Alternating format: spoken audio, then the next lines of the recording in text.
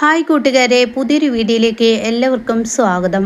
അങ്ങനെ നവ്യ ഇങ്ങനെ ചിന്തിക്കുകയാണ് കേട്ടോ. തൻ്റെ വീട്ടിൽ ഈ പ്രശ്നങ്ങൾക്കെല്ലാം കാരണമായത് തൻ്റെ അമ്മയായ തൻ്റെ ഭർത്താവും അതുപോലെ തന്നെ തൻ്റെ അമ്മ ജലജയുമാണ് ഈ വീടിൻ്റെ പ്രശ്നം. അതുകൊണ്ട് തന്നെ അവരെ ഒന്ന് പൊളിച്ചൊടുക്കുക തന്നെ വേണം, അവർക്ക് കടുത്ത ശിക്ഷ നൽകുക തന്നെ വേണം എന്നിങ്ങനെ നവ്യ ചിന്തിക്കുകയാണ് കേട്ടോ. നയനക്ക് ഇത്രയും വിഷമങ്ങൾ ഉണ്ടാക്കിയതും നയന നല്ലൊരു മരുമകളാണെന്ന് തെളിയിച്ചതും അനാമിക വന്നതിനോട് കൂടിയാണ്. അതുകൊണ്ട് തന്നെ ദേവയാനി ഇപ്പോൾ നല്ലപോലെ നയനെ സ്നേഹിക്കുന്നുണ്ട്. പക്ഷെ അതിന് തിരിച്ച് പണി കൊടുക്കുന്നത് ഇവിടെ തൻ്റെ ഭർത്താവിൻ്റെ അമ്മയായ ജലജയും അതുപോലെ അഭിയുമാണെന്ന് നവ്യക്ക് മനസ്സിലാവുകയാണ്. അങ്ങനെ നവ്യ ഇവർക്ക് എന്തൊരു പണിയാണ് ഞാൻ കൊടുക്കുക എന്നിങ്ങനെ ചിന്തിക്കുകയാണ്. അപ്പോൾ ഈ സമയം നവ്യയുടെ തലയിൽ ഒരു ഐഡിയ തോന്നുകയാണ്. അങ്ങനെ നവ്യ അപ്പോൾ അനാമിക മരുമകളായി വന്നിട്ടുണ്ടല്ലോ, അനാമിക വല്ലാതെ സപ്പോർട്ട് ചെയ്തിട്ട് നവ്യയും നയനയും വല്ലാതെ താഴ്ത്തുമ്പോൾ അത് ദേവയാനിക്ക് ഇഷ്ടപ്പെടുന്നില്ല കേട്ടോ. അങ്ങനെ തൻ്റെ ഭർത്താവിനെ വിളിക്കുകയാണ്, അബി എന്ന് പറഞ്ഞ് വിളിക്കുകയാണ്. ഉടൻ തന്നെ അമ്മേ എന്ന് പറഞ്ഞ് വിളിക്കുന്നുണ്ട്, അതായത് ആൻറ്റി എന്ന് പറഞ്ഞ് വിളിക്കുന്നുണ്ട്. അപ്പോൾ വിളി കേൾക്കുന്നില്ല എന്ന് കാണുമ്പോൾ ജലജാൻറ്റി എന്നും കൂടി വിളിക്കണം കേട്ടോ. അപ്പോൾ ഉടൻ തന്നെ ജലജ ഓടി വന്നിട്ട്, എന്തിനാടി നീ എന്നെ പേരെടുത്ത് വിളിക്കുന്നത്? നിനക്ക് എന്താ വേണ്ടത്? ജ്യൂസാ, വെള്ള, എന്താ വേണ്ടത് എന്നിങ്ങനെ ചോദിക്കുകയാണ്. എനിക്കതൊന്നും വേണ്ട എന്ന് നവ്യ പറയാണ്. അപ്പോൾ ഉടൻ തന്നെ അബി പറയാം, എന്നാൽ കാല് തീരുമാനമായിരിക്കും, കാല് തിരുമ്പി തരാം എന്ന് നവ്യയോട് അബി പറയണം. അപ്പോൾ നവ്യ പറയണേ, എൻ്റെ കാലൊന്നും തിരുമ്പണ്ട, എനിക്കും അതുമല്ല എന്ന് പറയണം. അപ്പോൾ ഈ സമയം ഇവള് നല്ല കുട്ടിയായി എന്നാണ് തോന്നുന്നത്, ഇവള് നമ്മളെ പഠിപ്പിക്കലൊക്കെ മാറി എന്നാണ് തോന്നുന്നത് എന്നിങ്ങനെ സ്വകാര്യം പറയുമ്പോൾ അവിടെ ജലജ അബിയുടെ ചെവിയിൽ പറയാണ്, അവൾ നല്ല കുട്ടിയല്ല, നിൻ്റെ ഭാര്യയെ പോലെ കുബുദ്ധിയുള്ളത് വേറെ എവിടെയില്ല, അതുകൊണ്ട് തന്നെ എന്തോ ഒരു പണി നമുക്ക് വരാൻ പോകുന്നുണ്ട്, അതാണ് അവൾ അത് രണ്ടും വേണ്ടെന്ന് പറഞ്ഞതെന്ന് പറയുമ്പോൾ നവ്യക്ക് ഈ ചുണ്ടുകൊണ്ട് മുറുമുറു പറയുന്നത് കേൾക്കുന്നുണ്ട് കേട്ടോ. അങ്ങനെ നവ്യ അങ്ങ് കൈ കൊട്ടുകയാണ്. ഉടൻ തന്നെ അബിയും ജലജയും ഇങ്ങനെ നോക്കുകയാണ്. നിങ്ങളിപ്പോൾ പറഞ്ഞത് ശരിയാണ്, മകനോട് നിങ്ങളിപ്പോൾ പറഞ്ഞു കൊടുത്തല്ലോ അടുത്ത പണി വരുന്നുണ്ട് എന്നാൽ അടുത്ത പണി വരുന്നുണ്ട്, അപ്പോൾ എന്താ നിൻ്റെ ആവശ്യം എന്ന് ജലജ ചോദിക്കുകയാണ്. അപ്പോൾ ഉടൻ തന്നെ നവ്യ പറയാണ്, എൻ്റെ ആവശ്യം എനിക്ക് 1 ലക്ഷം രൂപ വേണം. എന്ത്? 1 ലക്ഷം രൂപ വേണം? വീണ്ടും നവ്യ പറയുമ്പോൾ, എന്താ നീ വല്ല പണക്കാരിയുടെ വീട്ടിൽ നിന്ന് വന്നവളാണ്, നീ ചോദിക്കുമ്പോൾ എടുത്തു തരാൻ നിൻ്റെ അച്ഛൻ ഇവിടെ പണം കൊടുന്ന് വെച്ചിട്ടുണ്ടേടി എന്ന് ജലജ മറുപടി പറയുമ്പോൾ, സൂക്ഷിച്ച് സംസാരിക്കണം, എൻ്റെ അച്ഛനെയോ അമ്മയെയോ ഇതിലോട്ട് വലിച്ചഴിച്ചാൽ എൻ്റെ സ്വഭാവം എന്താണെന്ന് നിങ്ങൾ ശരിക്കും അറിയുമെന്ന് പറയുമ്പോൾ ജലജ പറയണേ, എന്തിനാണ് നിനക്ക് ഇത്രയും പെട്ടെന്ന് 1 ലക്ഷം രൂപ, എന്താ നിൻ്റെ ആവശ്യം പറ എന്ന് പറയാനേട്ടോ. അപ്പോൾ ഇത് കേട്ടവിടെ തന്നെ നവ്യ പറയണേ, ഡോക്ടർ പറഞ്ഞത് കേട്ടില്ലേ, കുഞ്ഞിന് വളർച്ചക്കുറവുണ്ടെന്ന്, അപ്പോൾ അതുകൊണ്ട് തന്നെ ഇനി നല്ല നല്ല ഫുഡ് കഴിക്കണം, നട്ട്സ്, ബദാം, അങ്ങനെ എല്ലാതും, ബദാം, പിസ്ത, അങ്ങനെ എല്ലാം കഴിക്കണം, പിന്നെ എനിക്ക് ഇഷ്ടമുള്ളത് മേടിച്ചിടണം, പിന്നെ എൻ്റെ വയറ് വലുതാകുന്നതിനനുസരിച്ച് എനിക്ക് ഡ്രസ്സും വാങ്ങണം.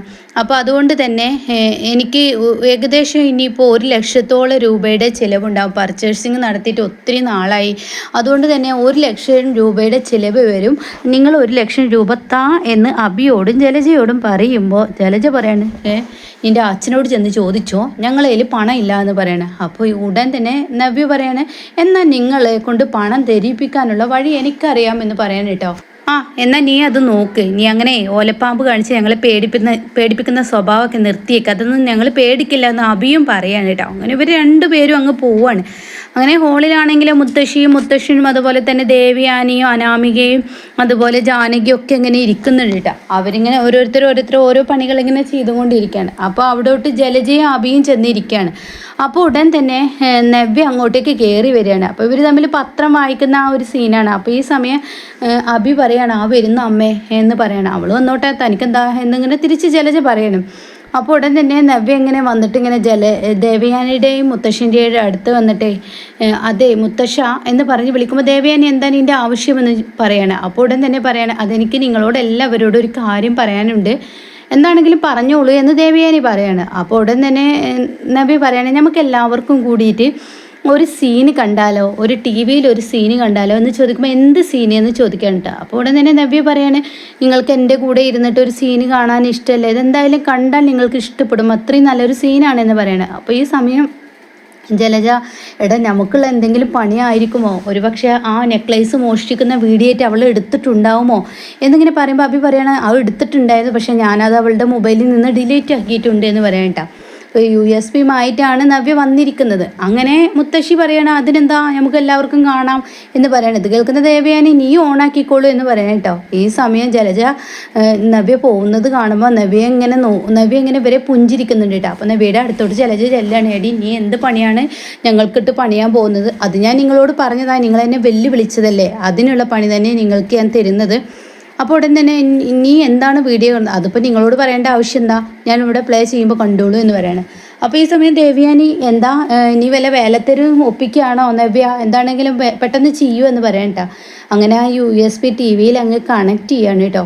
ഇതേ സമയം അതിൽ നിന്ന് ഇങ്ങനെ നവ്യ പൊട്ടിക്കരയുന്ന ഒരു വീഡിയോ ആയിരിക്കും. നവ്യ ഇങ്ങനെ കരയാണ്, അബി ഈ മരുന്ന് നീ മേടിച്ചു കൊടുക്കുന്നതാണോ? അപ്പോൾ ജലജയും കൂടെയുണ്ട്. ഞാൻ മേടിച്ചു കൊടുത്തതെന്ന്. അപ്പോൾ ഈ എക്സ്പയർ ആയ മരുന്നാണോ നീ എനിക്ക് വന്നത്? ഇത് കുടിച്ചാൽ വയറ്റിലുള്ള കുഞ്ഞ് നഷ്ടപ്പെടുമെന്ന് നിനക്കറിയില്ലേ? അപ്പോൾ അവിടെ ജലജ പറയുന്നുണ്ട് അതിനെന്താ, അങ്ങനെ വേണമെന്നുണ്ടെങ്കിൽ നീ പോയി മേടിച്ചോ, എൻ്റെ മകന് എക്സ്പയർ ആയതന്നെ മേടിക്കാൻ പറ്റുള്ളൂ, പിന്നെ ആ കുഞ്ഞ് വയറ്റിലുണ്ടായിട്ടും വലിയ കാര്യമൊന്നുമില്ല എന്ന് നവ്യയുടെ മുഖത്ത് നോക്കി പറയുമ്പോൾ നവ്യ ഇങ്ങനെ കരയാണ്.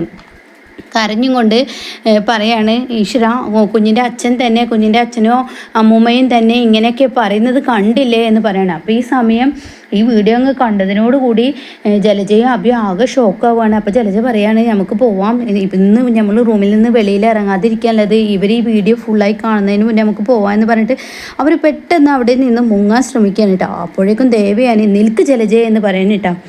ഇതേ സമയം ജലജ അവിടെ ഷോക്കടിച്ചതുപോലെ അങ്ങ് നിൽക്കുകയാണ്. നീ എന്താണ് ഈ കാണിക്കുന്നത്? നീ എന്താ ഇത്ര ക്രൂര മനസ്സായത്? നിൻ്റെ പേരക്കുട്ടിയല്ലേ ഇവളുടെ വയറ്റിലുള്ളത്, ഒരു എക്സ്പയർ ആയ മരുന്നാണ് കൊടുക്കുന്നതെന്ന് പറയുമ്പോൾ അത് എന്നിങ്ങനെ പറയുമ്പോൾ അബി എന്ന് പറഞ്ഞ് അങ്ങ് വിളിക്കുകയാണ് മുത്തശ്ശൻ. എന്നിട്ട് പറയണം ആദർശ് പറഞ്ഞത് കൊണ്ട് തന്നെ നിന്നെ കമ്പനിയിൽ ഒരു ഡിസൈനറാക്കി. എന്നിട്ട് എന്താ കാര്യം? നിനക്ക് സെക്യൂരിറ്റിയുടെ യോഗ്യത പോലെ ഇല്ലാത്ത നിനക്കാണോ ഞാൻ ഇപ്പോൾ കമ്പനിയിലെ ഡിസൈനർ പണി തന്നിരിക്കുന്നത്? നിൻ്റെ അമ്മയുടെ കരച്ചിൽ കേട്ട് ഒരു ഭാര്യയ്ക്ക് എക്സ്പയർ ആയ മരുന്ന് കൊടുത്താൽ അവൾ ഗർഭിണിയായ ഒരു പെണ്ണത് കഴിച്ചാൽ കുഞ്ഞ് നഷ്ടപ്പെടുന്നത് നിനക്ക് അറിയില്ലേ? എന്ത് പൊട്ടത്തരമാണ് നീ ചെയ്യുന്നത്? നീ ഒരു കാര്യം ചിന്തിച്ചോ, ഇനി നവ്യയുടെ വയറ്റിലുള്ള കുഞ്ഞ് നഷ്ടപ്പെടുക അങ്ങനെ എന്തെങ്കിലും ചെയ്തു കഴിഞ്ഞാൽ ഒരു തരി സ്വത്ത് പോലും നിനക്ക് ഇവിടെ നിന്ന് കിട്ടില്ല എന്ന് പറയണം കേട്ടോ. ഇത് കേൾക്കുന്ന നവ്യ ആകെ സന്തോഷവതിയാവണം. അപ്പോഴേക്കും ദേവയാനി പറയാൻ നവ്യ നീ ഇപ്പോൾ ഈ വീഡിയോ പ്ലാൻ ചെയ്യാൻ എന്താ കാരണം എന്ന് ദേവയാനി ചോദിക്കുകയാണ്. അപ്പോൾ തന്നെ നവ്യ പറയാണ് വല്യമ്മേ ഞാൻ ഉള്ളതുപോലെ പറയും, എനിക്ക് ഒരുപാട് ചിലവുകളുണ്ട്. അതായത് ഡോക്ടർ കുഞ്ഞിന് വളർച്ചയില്ല എന്ന് പറഞ്ഞതു, അണ്ടി ബദാം പിസ്ത മുന്തിരി അങ്ങനെ എല്ലാം മേടിച്ച് കഴിക്കാൻ എന്നോട് പറഞ്ഞു. പിന്നെ പാല്, എനിക്ക് ഇഷ്ടപ്പെട്ട വിഭവങ്ങൾ, അങ്ങനെ എല്ലാം. പിന്നെ വയറ് വലുതാവുന്നതിനനുസരിച്ച് ഡ്രസ്സും ഒത്തിരി മേടിക്കണം. പിന്നെ എൻ്റേതായ കാര്യങ്ങൾക്ക് എനിക്കും വേണം. കുഞ്ഞ് വരുന്നതിന് മുന്നേ കുഞ്ഞിനായിട്ട് ഒരുക്കാനുള്ള ആ ഒരു ഇതും വാങ്ങണം. പക്ഷെ അതിനൊന്നും എൻ്റെ കയ്യിൽ ഒരു രൂപ പോലും ഇല്ല എന്ന് പറയുമ്പോൾ ദേവയാനി ഇവിടെ നിൽക്കുക എന്ന് പറയണം കേട്ടോ. അപ്പോൾ ദേവയാനി റൂമിലേക്ക് പോകുമ്പോൾ അനാമികയും ജാനകിനെ ഞെട്ടി നിൽക്കുകയാണ്. എന്തിനാണ് ഇപ്പോൾ ഈ പോകുന്നത്? അങ്ങനെ ജാനകിയുടെയും അനാമികയുടെയും മുന്നിൽ വെച്ചിട്ട് ദേവയാനി ഇങ്ങനെ പൊട്ടിത്തെറിക്കുന്നത് കാണുമ്പോൾ അനാമിക ആകെ പേടിക്കുന്നുണ്ട് കേട്ടോ. അപ്പോൾ ഈ സമയം സ്വന്തം വീട്ടിലെ മകളെന്ന് വളർത്തുന്ന ജലജയെ പോലും ചീത്ത പറയാനുള്ള അത്രയും ധൈര്യവും തൻ്റെ ഇടവും അത്രയും സ്വാതന്ത്ര്യവും ഈ വീട്ടിൽ ദേവയാനിക്കുണ്ടെന്ന് അറിയുമ്പോൾ അനാമികക്കും പേടിയാവാണ് കേട്ടോ. അങ്ങനെ ജലജയെ അഭിയും പേടിച്ച് നിൽക്കുമ്പോൾ ഒരു നോട്ടുകെട്ടുമായിട്ട് കാണാം ദേവയാനി വരുന്നു. എന്നിട്ട് ദേവയാനി പറയാണ് നവ്യ ഇത് നിൻ്റെ കൈകളിൽ വെച്ചോ, ഇത് 1,00,000 രൂപയുണ്ട്, നിനക്ക് എന്ത് ആവശ്യമുണ്ടെങ്കിലും ഇതിൽ നിന്ന് എടുക്കാം, ഇനി പോരാത്തതുണ്ടെങ്കിൽ എന്നോട് ചോദിച്ചാൽ മതി എന്ന് പറഞ്ഞ് ദേവയാനി അങ്ങ് പോവാണ് കേട്ടോ. ഈ സമയം മുത്തശ്ശൻ അങ്ങ് നീട്ടിട്ട് അബിയോട് പറയാണ് എടാ നീ എന്തിനാണ് ഇവളുടെ കുഞ്ഞിൻ്റെ അച്ഛനാന്ന് പറയുന്നത്? ഇതാണ് എടുത്തു വളർത്തിയവൻ്റെ ഗുണം കാണുമെന്ന് പറയുന്നത് എന്ന് പറയാം കേട്ടോ. എന്നിട്ട് പറയാണ് ഇവിടെ വെറും ദുഷ്ടതയും ക്രൂരതകളും മാത്രം ചെയ്യാൻ നിൽക്കുന്നവരുണ്ടല്ലോ, അവരെയൊക്കെ ഒന്ന് ഞാൻ നോട്ടമിട്ടിരിക്കുകയാണ്. എന്തായാലും അധികകാലം ഈ അനന്തപുരിയിൽ അവർക്ക് വാഴാൻ പറ്റില്ല എന്ന് പറഞ്ഞ് അനാമികയെയും അഭിയെയും നോക്കി അങ്ങ് പോവാണ് കേട്ടോ.